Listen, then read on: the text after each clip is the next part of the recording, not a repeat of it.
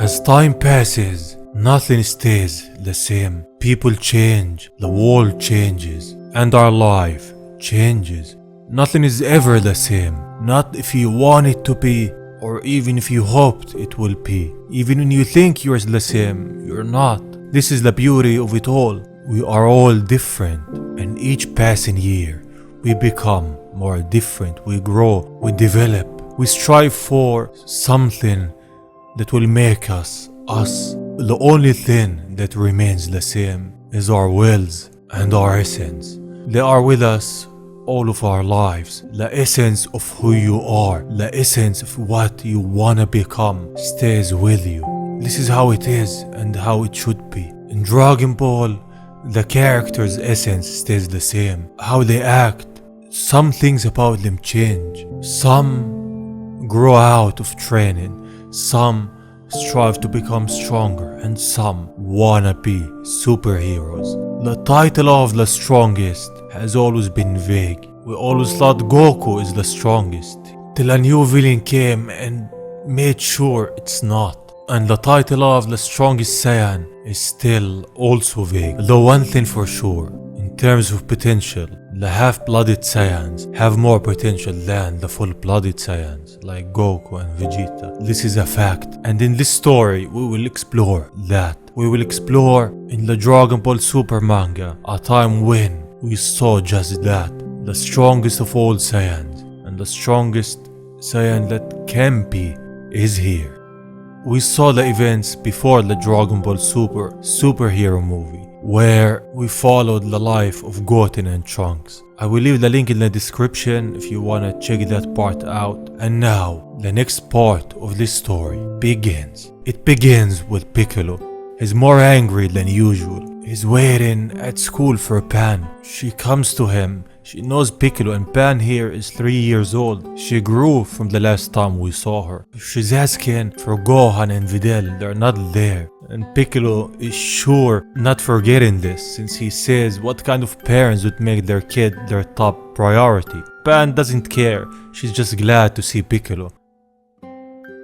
Back at Piccolo's place, Pan is training. She's doing a pose of the Saiyaman. Piccolo asks, what's the Saiyaman? She says, the superheroes who Goten and Trunks turn into. That's their name. There was a time when Gohan did that.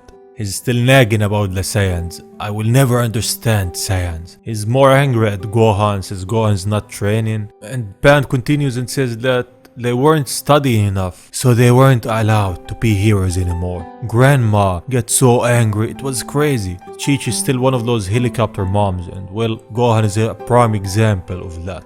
Pan, I think she has ADHD, since she's just talking and going on and on. She wants to be a hero and chases a frog. She even jumps off trying to catch him. She's not fazed a bit, not even scared for 1 second. She's different. She catches herself and jumps back up.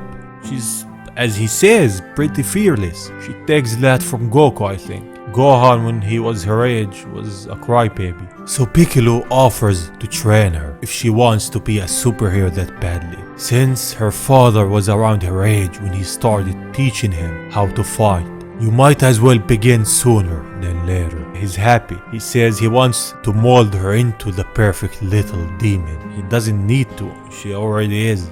And Pan is just happy. She's playing around with him from her excitement. And this is the thing. You might ask me, well, Eli, why is Pan this fearless? Why does Piccolo sees in her this much potential? And this is because Pan is the daughter of Gohan. And in the Dragon Ball world, half-blooded Saiyans have more potential than full-blooded. And you will see this in this chapter.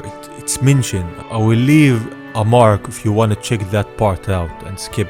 But since Pan is not half-blooded, she's the daughter of a half-blooded Saiyan. She got a lot of potential to become stronger. Pan, Gohan and the others are stronger than Goku and Vegeta in terms of potential and what they can become with the right training. The differences between Goku and Vegeta and the other Saiyans is how hard and how much they train. Look back at Dragon Ball Z. Goku at the age that Gohan is was way weaker than him. And the age of Goten and Trunks was way weaker. This is why I say this, in terms of potential, Pan and Gohan are the strongest Saiyans. Especially, in my opinion, Pan, now 3 years old with this much power and fearlessness, should be nurtured, because at the right time she may become the strongest.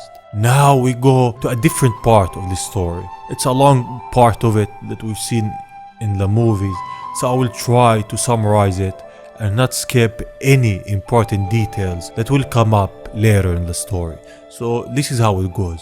We all know the Red Ribbon Army. We saw that in Dragon Ball. The head master of it was called Commander Red Ribbon. He's gone, but his son is still alive and is rebuilding the Red Ribbons. His son is the president of Red Pharmaceuticals. It's the public face of it, but underneath he's funding the Red Ribbons. And they want Dr. Hido, since Dr. Hido makes androids and is the son of Dr. Gero, like we see on this graph. And one thing about this graph, this Vomi that they're highlighting, we saw that, if my memory is right, in a game, so they're making her canon. Hido's father was Dr. Gero, who created the androids and especially Cell. And Hido has the data for the Cell project that the Red Ribbons want. But Hido is in prison for 3 months. So it's obvious that after that 3 months they will contact him. We skip forward a bit in the Red Pharmaceuticals headquarters, we see that Magenta, the son of Commander Red Ribbon, is asking about Hido. His assistant tells him that they will get him after 3 months. And 3 months after that, Dr. Hido is out of prison and they are just waiting for him. Dr. Hido at this point knows who they are, since he knew they were spying on him, so he spied on them. They invite him in the car and start talking, while Krillin is watching them. They want to know where the Red Ribbons HQ is, and the conversation in the car goes like this. Magenta explains about Dr. Gero and the android stick that they want. He asks Dr. Hido if he wants to follow in his granddad's footsteps. He offers him funds, facilities, and 3 million per android. At that moment, Dr. Hido spots Krillin, so he doesn't answer. He starts saying that although he wants to make androids, he doesn't want to conquer the world. At the same time, he sends the fly that he has at Krillin. He is a fan of powerful superheroes. Magenta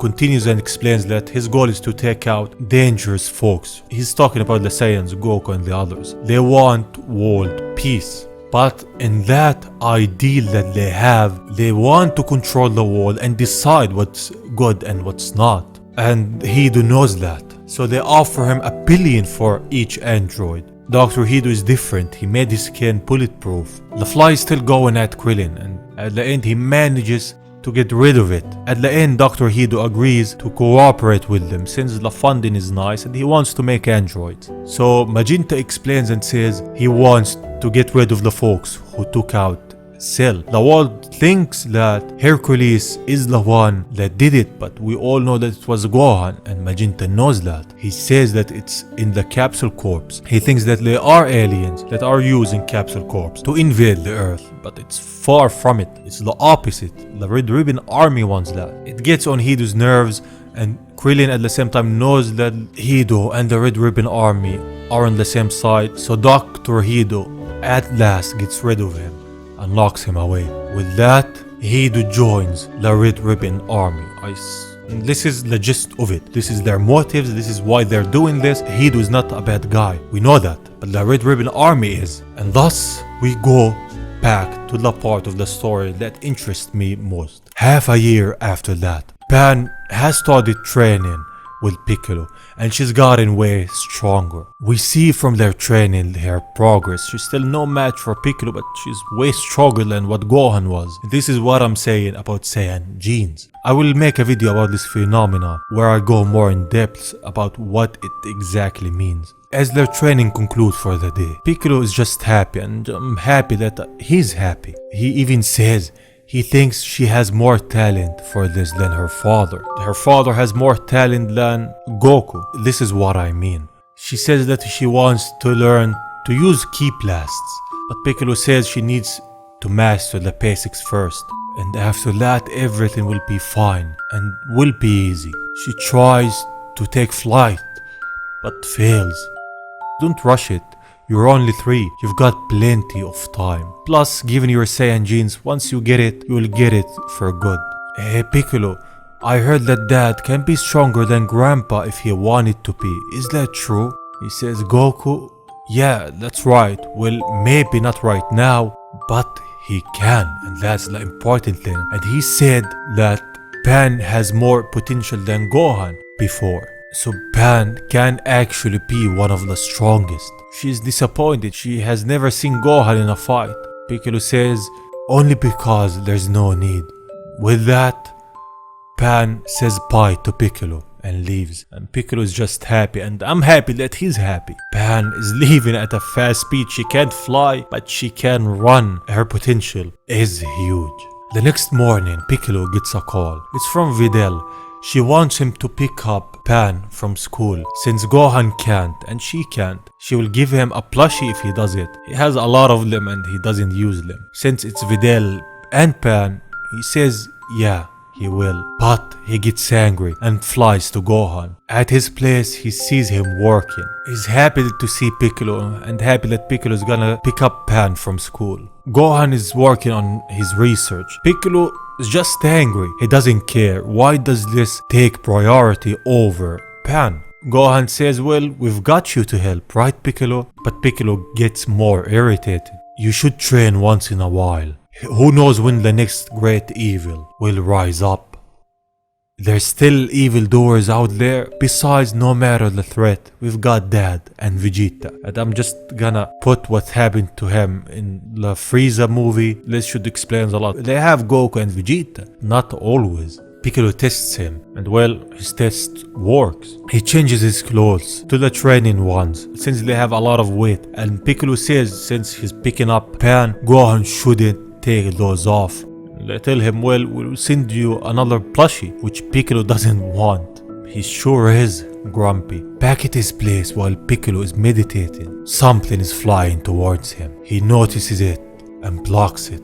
It's Gamma 2. He interrupted his training and knows who Piccolo is. King Piccolo, I presume. He doesn't want to reveal his true identity, but he's making those hero poses. This is the android that Dr. Hido made. There's another one, but in those 6 months, he managed to make this one, which gets on Piccolo's nerves. This android is a strong one, and we will see down the line how strong he is. Though this part of the story, we focused on Pan and her story. Seeing that half-blooded Saiyans have more potential than full-blooded. Even Piccolo said that Pan might have more potential than Gohan, and Gohan has more potential to become stronger than Goku. And this was that part of the story, the part where we saw Pan and we explored a bit of this new world.